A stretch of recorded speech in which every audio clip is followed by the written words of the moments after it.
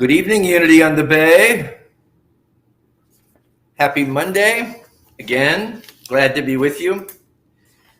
But what I'm most glad about, to be perfectly honest, is that my air conditioner just kicked back in. They had to turn it off today to do some repair work on the cooling tower. And I made the most out of it by trying to get some errands accomplished. I'm actually on vacation today. Tomorrow, my daughter and granddaughter are coming back to see me, so that will be a wonderful week with them. And I'm glad to be here with you tonight, especially given the fact that we are going to explore a little bit one of my absolute favorite authors and actually favorite people, I think, on the planet, Byron Katie. I've had the honor of meeting Byron Katie. Hi, Marilyn. Glad you're here. I've had the honor of meeting Byron Katie because she's been to Unity on the Bay several times and always amazes me with her work and amazes me with who she is. If you don't know much about Byron Katie, I'll just tell you, I'm reading off the back of the book here.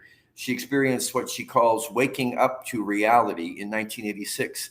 And since then, she has introduced the work, which is her method of self-inquiry, to millions of people at public events and in prisons, hospitals, churches, VA centers. She has a 9-day school for the work and a 28-day residential turnaround house. Profound experience. So this woman has, hi, Nancy. Glad to have you back again tonight. If you're here, let me know you're here.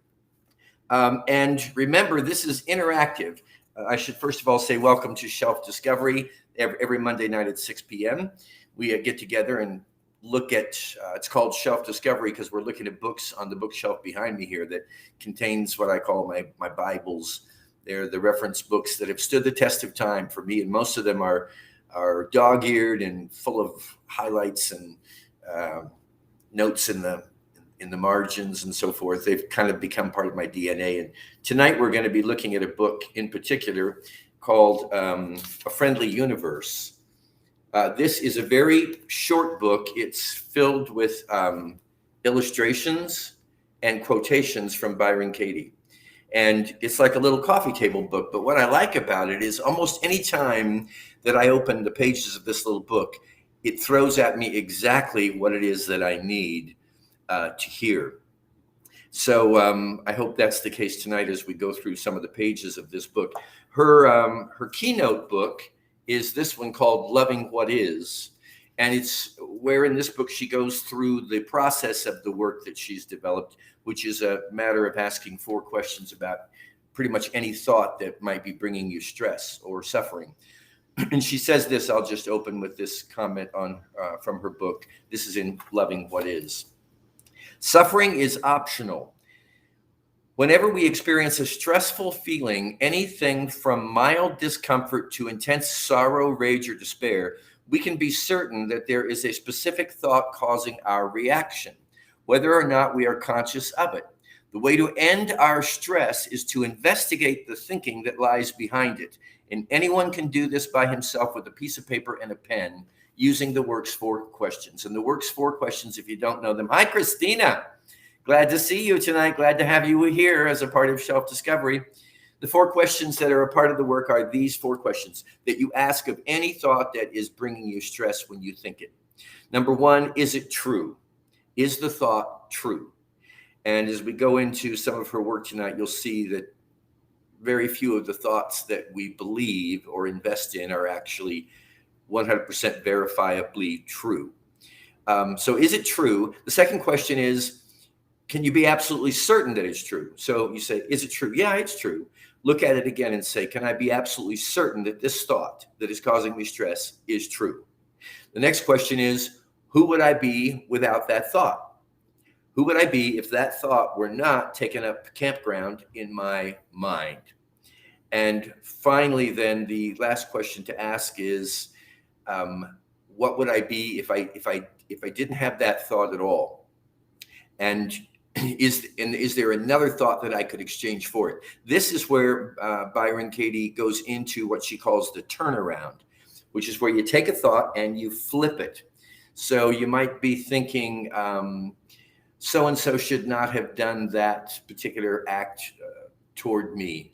The turnaround for that could be so-and-so should have done that particular act in my presence or toward me. Or it could be to inquire. This is all about self-inquiry, to get to the root of why it is that we are valuing a particular perspective. So she goes on to say, through this process of asking these 4 questions, which she also calls inquiry, we discovered that all the concepts and judgments that we believe or take for granted are distortions of things as they really are.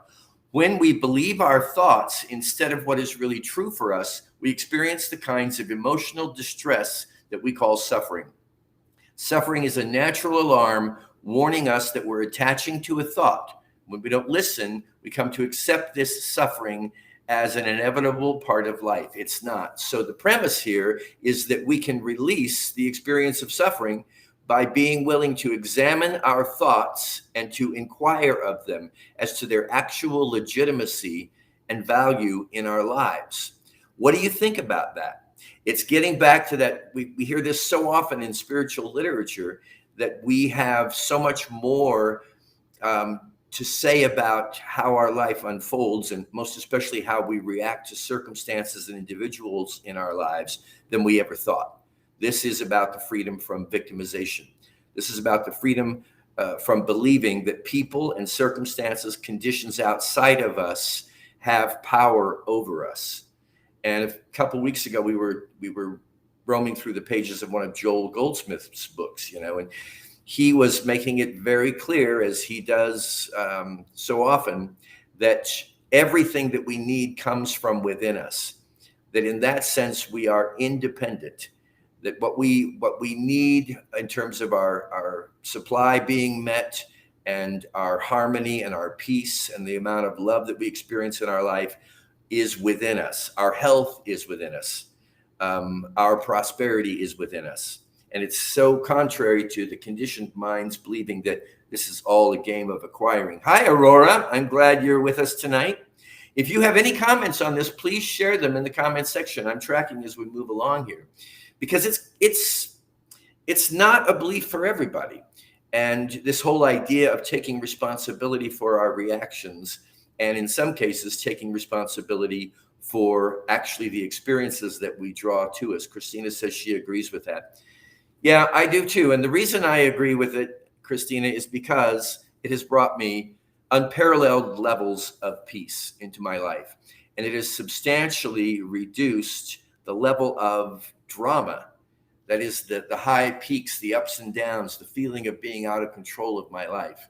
And it's really given me a sense to say, wait, just a minute. I can look at my own interior thought makeup, and I can begin to question it. I'm not just accepting things because somebody else says this is the way they are, or because it's the way they appear to be to my 5 senses. So this to me is key in spiritual growth and development, realizing that we are, in fact, if not creating our own experiences, we are at least determining our responses to what happens to us in life. So here is one of the little illustrated pages from this little coffee table book, A Friendly Universe by Byron Katie. And this is what we were just talking about. She says, the world is your perception of it. Inside and outside always match. They're reflections of each other. The world is the image, the mirror image of your own mind. And I believe that that's true. Hey, Carm, glad you're here tonight. Thank you for being a part of Shelf Discovery on this beautiful Monday evening. We're exploring Byron Katie's work and also her words. The world is the mirror image of your own mind. And I think this is true individually, and I think it's true collectively.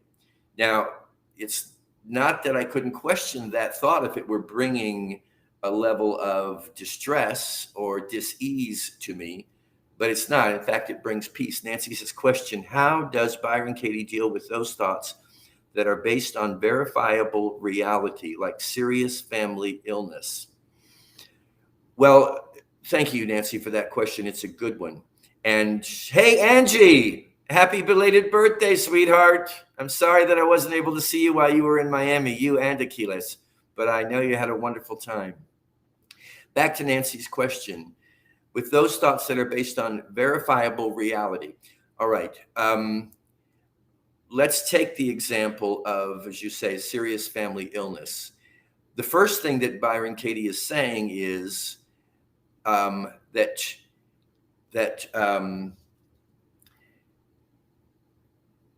the process begins by accepting what is reality. She's claiming that reality, it is what it is, and she's not saying that we even need to go in, I don't think, and change or alter reality as it stands. It is to question our thoughts about reality. So when we find ourselves moving into stressful thoughts about a family member who's facing a serious illness, then you see what we're doing is I believe we're bringing ourselves to that level of the illness or of the challenge, the health challenge that's being faced, as opposed to realizing that we do have the ability to control, to affect the reaction that we're having to it, and to bring an energy that helps neutralize suffering within the situation and increases peace, first of all, within ourselves. So it's not that you're fighting reality. In fact, from Byron Katie's perspective, it's about accepting reality and then accepting that you have the ability to impact how you're going to respond to that reality and what contribution you're going to make to it. I hope that's helpful, Nancy. It's a good question. Let's flip over here to another one of her brief, but I think potent quotes. Let's see here. You can only see what you believe. You can only see what you believe. Nothing else is possible. Increases peace. That's the key, really, Nancy, is how can we monitor and inquire of our thinking in ways that allow the thoughts that we're holding to bring us peace instead of distress. So we learn to question thoughts that are stress producing in our lives and find other thoughts that promote, support a greater sense of peace. So Katie says, you can only see what you believe. Nothing else is possible. You know, it's often said, I'll believe it when I see it. And sometimes in unity circles and spiritual circles, what we hear is, I'll see it when I believe it. This premise, I believe, is that what we believe, that is the thoughts that we accept, allow to take up residency in our minds and invest our belief in, that these thoughts are powerful. They, as I sometimes say, they're like very social. One thought gets together with another thought of a similar nature, and they start to entertain each other, and they draw in other similar thoughts. And the next thing you know, you have a belief. That's now a set of thoughts that you're investing your confidence, your faith, and your belief in. And from that point, the beliefs get together, and beliefs tend to attract other similar beliefs, and you form yourself a concept. The concepts are also social in nature, if you will, and they begin to draw together and they form a paradigm. So it means that what we are choosing to invest our belief in is really important, because it's creating ultimately the belief, the concept, the paradigm that is outwardly expressing as our day-to-day experience in life. And I have found that to be beneficial. It gives me, it releases me from the sense of victimization, because we can always say, I don't have any control over anything. And yet the one thing we always do have control over is our thoughts, our thoughts and the feelings that reflect out of our thoughts. So let me know what you think about this. And how many of you may be familiar with Byron Katie? She's been at Unity on the Base several times, and every time she's been there, I just think it's been an amazing experience, not only because of what she says and how she shares it, but also because of who she is and what she is. How to change our paradigms, one thought at a time. Ultimately, yes, that was Carmen. Then Nancy's saying, best to be a witness to your beliefs and say, isn't that interesting, instead of investing in them. Yeah, at one point in here, she basically says, we are really alive only when we live in non-belief, open, waiting, trusting, and loving to do what appears in front of us now. Seems kind of strange, doesn't it? But what we're doing then is we're allowing the present moment to be what we believe in. And whatever the present moment reports to us, unveils to us. Carm's asking, is there a faster way? I wish there were, my friend. If you study the work, which we'll be doing here in Self Discovery, I'm sure one of these evenings, if you study the work of Abraham Hicks, the teachings of Abraham would indicate that feelings might be a more efficient or effective way rather than thoughts in terms of shifting our paradigm. In other words, it's difficult to monitor every single thought that races through your mind. That's why Katie's just saying, identify the ones that are bringing you stress. And the more stress they seem to be bringing you, the better they will suit themselves to be your projects. Because if you can get a hold of one thought or belief, hi, Aaron, if you can get a hold of one thought or belief that is a really big one that's got you, or that you've got it because you've accepted it, you've invested your belief in it, and do the work with that particular thought, you can make big headway. But you can also approach it from the perspective of your feelings. And when you're not feeling well, when you're not feeling happy, when you're not feeling elated and joyous and vital and clear-minded,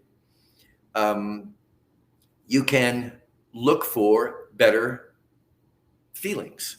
You could say, look for a better feeling thought, but you can, and that's probably what the ultimate remedy is going to be. But let's say that you wake up in the morning and you're not feeling well. A quick examination of your mind will reveal to you, I think, what it is that's causing you to not feel your optimum self.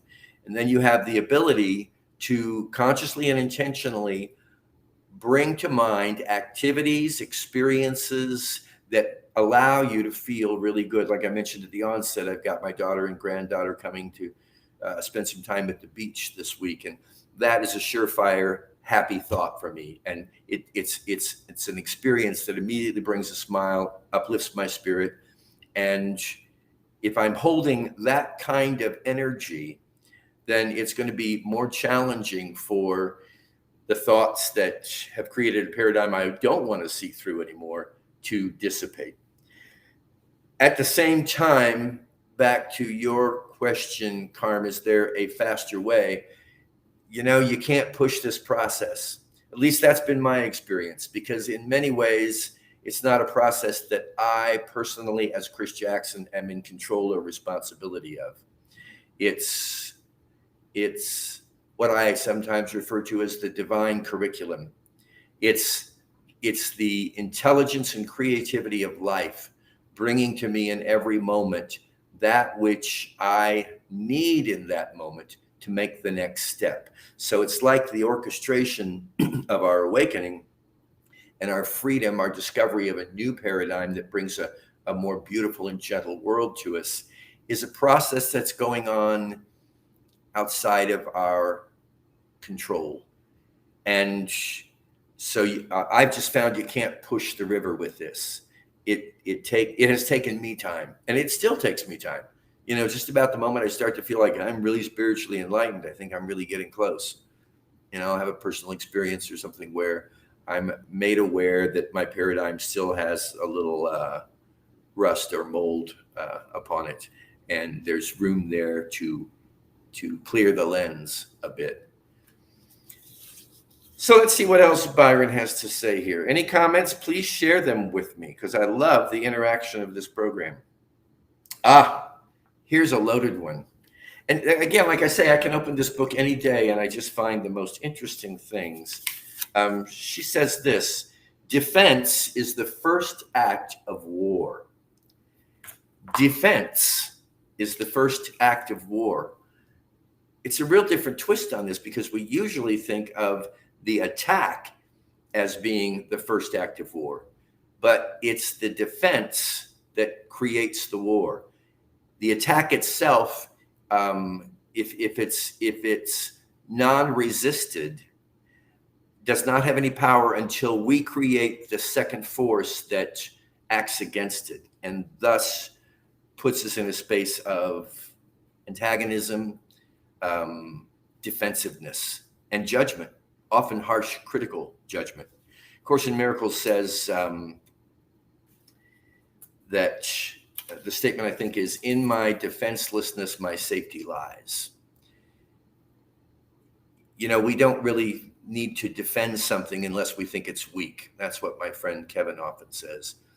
So when we find ourselves moving into defensive modalities or postures, you can pretty much be certain that we are believing that whatever it is that needs our defense is not weak enough to stand in its own merit or in its own credit. Christina says, Reverend Chris, when you get a chance, listen to Your Wish is Your Command by Kevin Trudeau. Thank you, Christina. I appreciate that. I'm writing it down.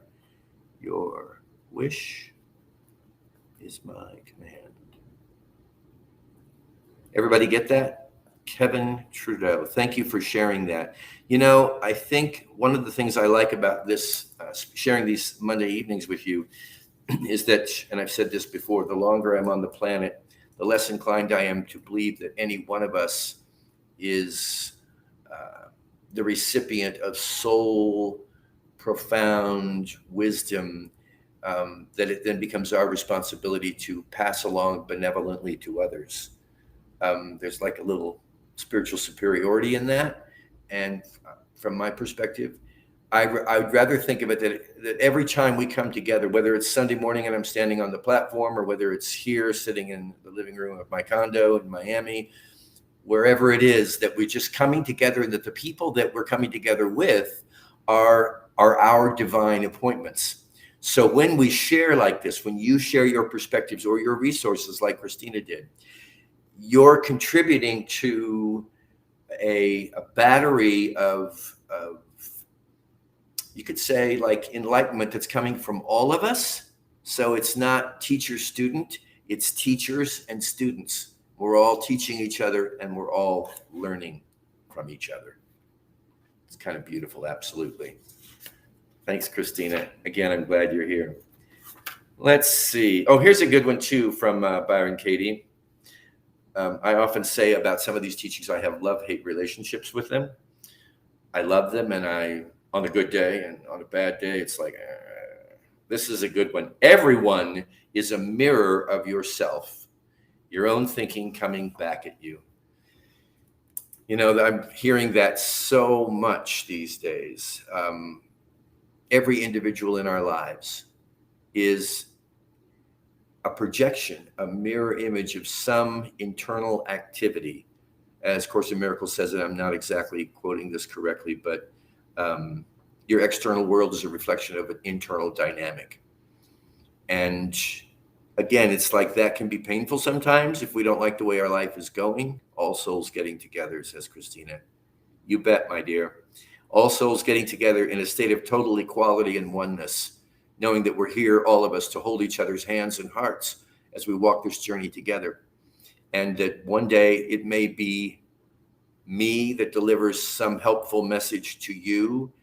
And the next day it's going to be you that delivers that helpful message to me. We are all traversing this journey together. The name of the book, Carm, is A Friendly Universe by Byron Katie.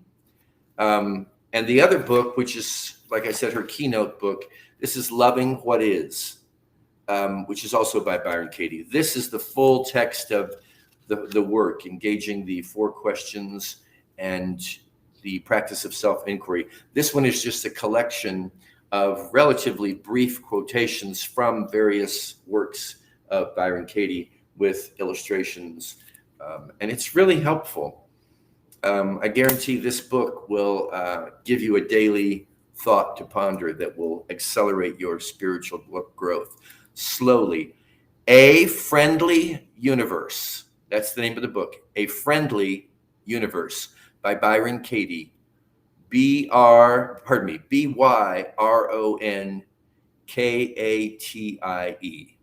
Byron Katie, A Friendly Universe.